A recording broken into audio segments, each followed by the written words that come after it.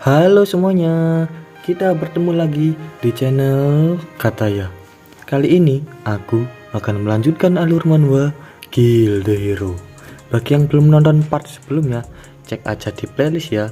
Tanpa berlama-lama, kita lanjutkan saja ke alurnya. Setelah kemarin kita melihat Kim Woo Jin mengalahkan dua kelompok dan Lizard Warrior, bersamaan dengan kejadian tadi, situasi di luar dungeon menjadi sedikit gempar karena dungeon yang kadang-kadang mustahil untuk diselesaikan muncul di Korea. Berbagai berita mengabarkan kalau dungeon Needle Snake telah muncul dan para guild-guild besar mengabaikan dungeon itu karena akan memberikan kerugian yang besar bagi guild mereka sendiri. Keadaan Guild Phoenix menjadi semakin buruk di mata publik sebab mereka tidak mau menerima permintaan dungeon Needle Snake. Bahkan Guild Messiah memberikan pernyataan jika mereka menunda keberangkatannya memasuki dungeon Needle Snake. Tetapi respon publik terhadap pernyataan Guild Messiah berbanding terbalik dengan Guild Phoenix. Publik malah memberikan dukungan terhadap Guild Messiah dan hal itu membuat Park Young-won semakin jengkel. Setelah melihat pernyataan Guild Messiah, Oh Se-chan menanyakan pendapat dari pria berambut silver. Dia berpendapat kalau sudah jelas Guild Messiah menunda keberangkatannya sebab Needle Snake mendapatkan julukan ular kematian bukan tanpa alasan. Sudah 2 tahun semenjak dungeon Needle Snake muncul di negara Prancis, Amerika, Jepang. Mereka juga belum bisa mengalahkan ular itu. Bahkan sejauh ini belum ada satupun orang yang keluar hidup-hidup setelah memburu monster itu. Oh Se-chan terus memikirkan alasan mengapa Guild Messiah menunda keberangkatannya dan mendapatkan spekulasi. Semakin keberangkatan Guild Messiah diundur, maka semakin meningkat pula rasa ketakutan masyarakat terhadap dungeon Needle Snake. Saat Guild Messiah mengalahkan Needle Snake, mereka akan mendapatkan kekayaan dari item para player dan ketenaran secara bersamaan. Kita akan beralih ke Kim Woo Jin. Setelah menyelesaikan dungeon, Kim Woo Jin dihampiri petugas dan ditanyai tentang keadaan para player yang lain. Kim Woo Jin menjawab kalau semuanya telah terbunuh dan hanya menyisakan dirinya. Kim Woo Jin pun masuk ke dalam ruang istirahat dan menelpon seseorang. Kim Woo Jin mengatakan jika semua seperti prediksi dari Park Young-won. Setelah masuk, dia ditargetkan seseorang yang menggunakan pedang dari Master Swordsman. Dan seperti yang diketahui, Master Swordsman merupakan anggota penting dari Guild Messiah dan ketua dari golongan Yamato. Kim Woo Jin terus berbicara sambil menatap ke arah televisi. Setelah pembicaraan itu selesai, ternyata Kim Woo Jin mengetahui kalau ada alat penyadap yang diletakkan di televisi itu dan sudah tahu jika yang memasang alat penyadap itu adalah orang dari Guild School. Kim Woo Jin mengatakan kalau para Guild School sudah terkena jebakan mereka sendiri dan dengan begini Guild School akan menangani Park Young-won tanpa turun tangan dari Kim Woo Jin. Setelah beberapa saat, Park Young-won menelpon Kim Woo Jin dan menanyakan situasi di dalam dungeon. Kim Woo Jin berpura-pura dan mengatakan kalau dirinya tidak menemukan apapun karena sibuk bertahan hidup dan kemungkinan dia tahu lokasi dari Guild School. Ketika mendengar itu, Park Young-won meminta Kim Woo Jin untuk datang ke rumahnya besok agar Park Young-won bisa mendengar lebih detail. Kemudian Kim Woo Jin menuju ke stasiun Ilsan seperti yang dikatakan oleh Oh Se-chan untuk melihat list dungeon kemarin. Saya sudah melihat-lihat, isi dan kualitasnya sangat menakjubkan dan pantas saja Oh Se-chan ditargetkan oleh Guild Messiah. Setelah itu, Kim Woo Jin terdistrak dengan salah satu list. Di masa lalu, Kim Woo Jin tidak mengetahui banyak informasi mengenai telur ini karena informasi itu hanya diketahui oleh Lee Se-jun. Dan sekarang dia menemukan petunjuk untuk mengetahui kebenaran yang tersembunyi. Lalu Kim Woo Jin menghubungi Oh Se-chan untuk meminta bantuan. Keesokan harinya, Kim Woo Jin datang ke rumah Park Young-won dan berpura-pura memberitahu kalau kelompok Jeon Hongyeon dan Guild School saling membunuh satu sama lain.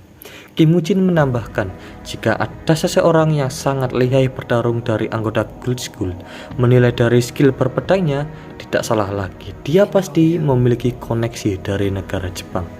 Mendengar penjelasan itu, Park Yong-wan merasa sedikit puas. Dikarenakan Kim Woo-jin selamat dari dungeon berturut-turut, maka mata dari anggota Guild School yang lain akan menargetkannya dan meminta Kim Woo-jin untuk tidak bergerak terlebih dahulu. Park Yong-wan menyuruh sekretarisnya untuk memberikan hadiahnya kepada Kim Woo-jin dan akan menghubunginya setelah Park Yong-wan menyelesaikan dungeon lantai 6. Kim Woo-jin berterima kasih dan meninggalkan tempatnya. Sesudah di luar, Kim Woo-jin berpikir sebaliknya bahwa mata Guild School akan tertuju kepada Park Yong-wan karena Kim Woo-jin sudah mengadu domba Guild School kemarin. Beberapa jam kemudian, Kim Woo-jin menuju tempat untuk memenuhi permintaan dari Oh Se-chan. Kan tadi Kim Woo-jin meminta bantuan ke Oh Se-chan. Nah, Oh Se-chan akan membantu Kim Woo-jin dengan melakukan hal ini. Oke, kembali ke cerita. Sekretaris Lee menanyakan kepada Oh Se-chan apakah Kim Woo-jin akan menerima situasi ini.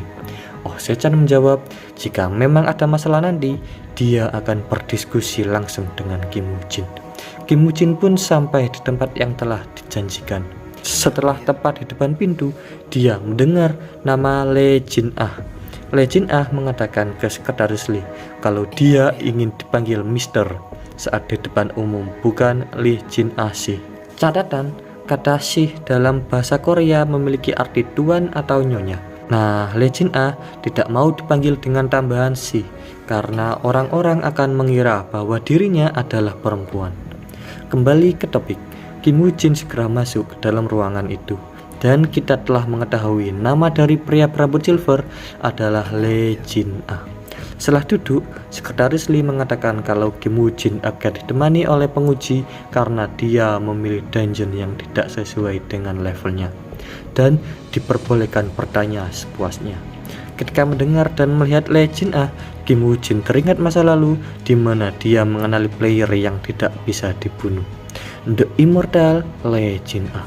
Dia berhasil melarikan diri 2 kali saat Kim Woo-jin menjadi anjing Gold Messiah. Kim Woo-jin tidak tahu jika Lee Jin-ah memiliki hubungan dengan Oh Se-chan. Nah, setelah mendengarkan perkataan sekretaris Lee, Kim Woo-jin memprovokasi dengan bertanya kalau dirinya akan memasuki dungeon bersama dengan Nyonya Lee Jin-ah kan? Setelah mendengar itu, Lee Jin-ah marah karena telah meremehkannya dan menguping pembicaraan dengan sekretaris Lee. Kim Woo-jin meminta apakah dia bisa berbicara dengan Oh Se-chan sekarang. Sekretaris Lee menjawab kalau Kim Woo-jin bisa berbicara dengan bosnya dengan walkie-talkie itu. Kim Woo-jin pun menanyakan apa yang akan terjadi jika sang penguji terbunuh saat di dalam dungeon. Oh Se-chan malah tertawa mendengar pertanyaan itu. Dia mengatakan kalau penguji itu cukup kuat untuk melindungi dirinya sendiri dan tidak perlu mengkhawatirkannya. Ketika Kim Woo-jin dan Oh Se-chan masih berbicara, Lee Jin-ah tiba-tiba mengambil walkie-talkie dari Kim Woo-jin dan mengatakan ke Oh Se-chan kalau klien barunya adalah orang Sinding. Dan jika klien barunya tidak sesuai perkiraan, maka dia akan membunuhnya di tempat. Dengar hal itu, Oh Se-chan malah terlihat sangat marah kepada Lee Jin-ah karena dia makan di luar dengan sangat banyak. Oh Se-chan terus memarahi Lee Jin-ah karena sudah menghabiskan uangnya. Sekretaris Lee kemudian mengatakan kalau dia akan mengantarkan mereka ke dungeon sebab diskusi telah selesai.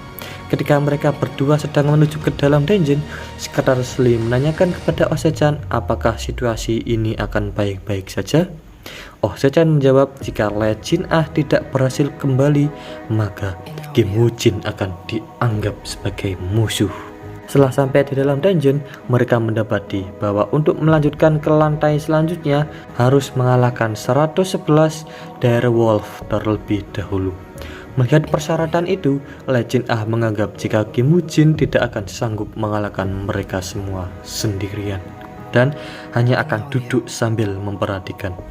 Di sisi Kim Woo-jin, dia berpikir apakah Lee Jin-ah sudah menerima skill legendary The Blessing of River Styx, karena hanya player yang memiliki Factor of a Tenacious Life sebagai nimbus mereka yang dapat memiliki skill legendary itu. Dan jika orang yang mendapatkan skill legendary itu, walaupun kepalanya terpenggal atau jantungnya ditarik keluar, orang itu tidak bisa mati. Dengan kata lain, immortal. Setelah itu, Kim Woo Jin berpikir kalau Lee Jin Ah mengira bahwa dirinya beruntung memiliki tubuh abadi, dan Kim Woo Jin akan membuat rencana agar Lee Jin Ah tidak menyembunyikan tubuh abadinya di hadapan Kim Woo Jin. Kim Woo Jin langsung mensummon skeleton yang diberikan pedang Matsumoto kemarin. Beberapa jam berlalu, skeleton itu memburu banyak sekali direwolf sendirian. Melihat itu, Lee Jin Ah mengatakan kepada Kim Woo Jin kalau dia menyukai skeleton itu dan mengerti bagaimana Kim Woo Jin sanggup menyelesaikan dungeon seorang diri. Setelah itu, Lee Jin Ah berkata di dalam hatinya kalau kemampuan skeleton itu sangat tinggi dan menganggap kalau Kim Woo Jin akan menjadi musuh yang sangat berbahaya. Kemudian Kim Woo Jin menghampiri Lee Jin Ah dan menanyakan hasilnya. Lee Jin Ah mengatakan jika Kim Woo Jin memiliki skill yang bagus dan akan memberitahu Ose-chan setelah mereka menyelesaikan dungeon ini. Tapi Kim Woo Jin memiliki rencana lain. Dia ingin menguji kemampuan immortal dari Lee Jin Ah. Kemudian dia langsung mengeluarkan semua skeletonnya dan mengepung Lee Jin Ah. Karena sudah terkepung, Lee Jin Ah melesat ke arah Kim Woo Jin dan menyerang kepalanya. Melihat itu, Kim Woo Jin merespon dengan memegang tangannya dan membantingnya ke tanah dengan sangat kuat, sampai membuat Lee Jin Ah pingsan sejenak. Setelah siuman, Lee Jin Ah langsung bangun dan bersiap menyerang lagi. Kim Woo Jin mengatakan percobaan tadi cukup lumayan. Kemudian semua skeletonnya dengan cepat mengarahkan senjatanya ke leher Lee Jin Ah, dan dia terpaksa menyerah untuk saat ini. Karena sudah menyerah, Kim Woo Jin mengikat Lee Jin Ah dan menggantungnya di pohon. Setelah beberapa jam, Lee Jin Ah sudah tidak tahan lagi. Dia berteriak ke Kim Woo Jin untuk melepaskannya dan meminta diberikan makanan sebab dia tidak mau mati kelaparan. Kim Woo Jin pun memotong tali yang mengikat Lee Jin Ah dan memberikan kesempatan. Kim Woo Jin meminta Lee Jin Ah untuk menunjukkan skill bertarungnya dan menjadi umpan supaya para skeleton bisa menyerang dengan leluasa. Kemudian dia akan membebaskannya. Lee Jin Ah menolak permintaan dari Kim Woo Jin. Dengar penolakan itu, Kim Woo Jin mengancam akan menggantungnya di pohon lagi. Karena tidak mau mati kelaparan, Lee Jin Ah tidak punya pilihan dan menuruti permintaan itu. Lagi pula, dia adalah tank terbaik. Beberapa jam berlalu, Lee Jin Ah membunuh satu persatu direwolf sendirian dan menarik perhatian direwolf yang lain menuju dirinya. Setelah itu, para direwolf mengerubuni Lee Jin Ah seperti semut sampai membuat Lee Jin Ah tertimbun kerumunan direwolf. Karena perhatian para direwolf telah tertuju ke Lee Jin Ah, para skeleton dengan mudah membunuh para direwolf itu. Tidak lama kemudian, Lee Jin Ah bangkit kembali dan mengempaskan semua direwolf yang masih menggigit dirinya. Melihat itu, Kim Woo Jin beranggapan kalau skill dari Lee Jin Ah yang sekarang berbeda dengan masa lalu. Tetapi dia tetap tidak mudah mati dan akan menggunakan Lee Jin Ah dengan baik ke depannya. Let's play.